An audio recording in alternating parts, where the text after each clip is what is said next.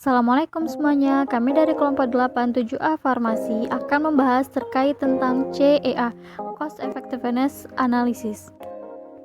Simak penjelasannya ya. Baiklah, saya akan menjelaskan apa sih CEA itu.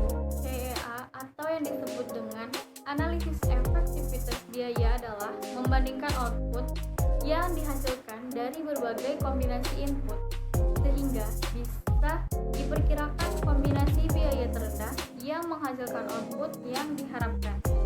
Atau lebih singkatnya lagi, membandingkan dua obat atau lebih dengan efektivitas yang tinggi dan biaya yang rendah.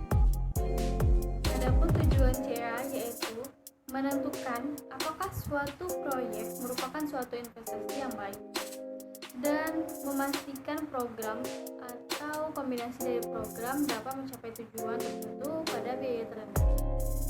Nah, ada juga manfaat CEA atau Cost Effectiveness Analysis.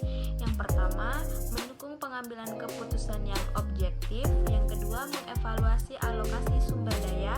Yang ketiga, penghematan biaya kesehatan. Dan yang terakhir dapat digunakan pada semua area rumah sakit yang mempunyai outcome terukur. Ada juga tahap-tahap CEA atau Cost Effectiveness Analysis. Yang pertama, menetapkan permasalahan. Yang kedua, identifikasi alternatif intervensi. Yang ketiga, menetapkan hubungan antara input dan outcome. Yang keempat, identifikasi dan pengukuran biaya dan outcome dari intervensi.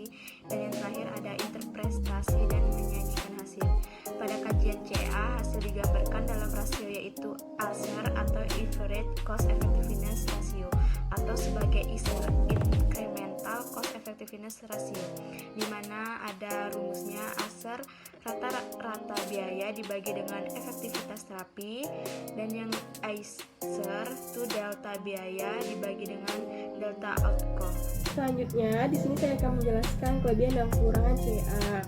Kelebihannya, efek pengobatan tidak dinyatakan dalam nilai moneter. Terus, kekurangannya, yang pertama, pengobatan atau program kesehatan yang dibandingkan harus memiliki hasil yang sama atau berikatan. Yang kedua, pengobatan atau suatu program kesehatan yang dibandingkan dapat diukur dengan unit kesehatan yang sama. Selanjutnya, aplikasi dari CEA, misalnya dua obat atau lebih digunakan untuk mengobati suatu indikasi yang sama tetapi cost dan efikasi berbeda. Nah, contoh analisa cost efektivitas dalam mengurangi gejala nyeri pada penderita reflux esofagus yang parah. Kita membandingkan biaya yang dikeluarkan antara penggunaan proton inhibitor PPI dan H2 reseptor blocker. Analisa jenis ini adalah analisa yang paling sering digunakan dalam analisa ekonomi, tetapi tidak dapat digunakan bila ingin membandingkan dua jenis obat yang sangat berbeda dengan hasil yang diharapkan juga berbeda.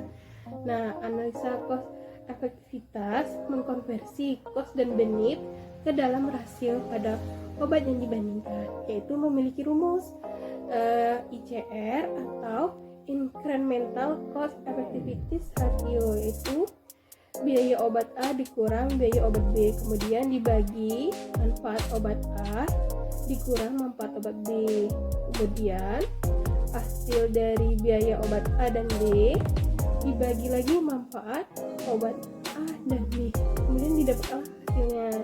Nah, contoh lain dari CA yaitu biaya suatu untuk pelaksanaan imunisasi hepatitis B dengan alat suntik disposable adalah Rp33.572.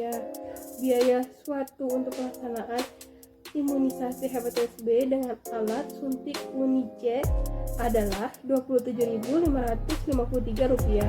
Mana program yang lebih cost efektif?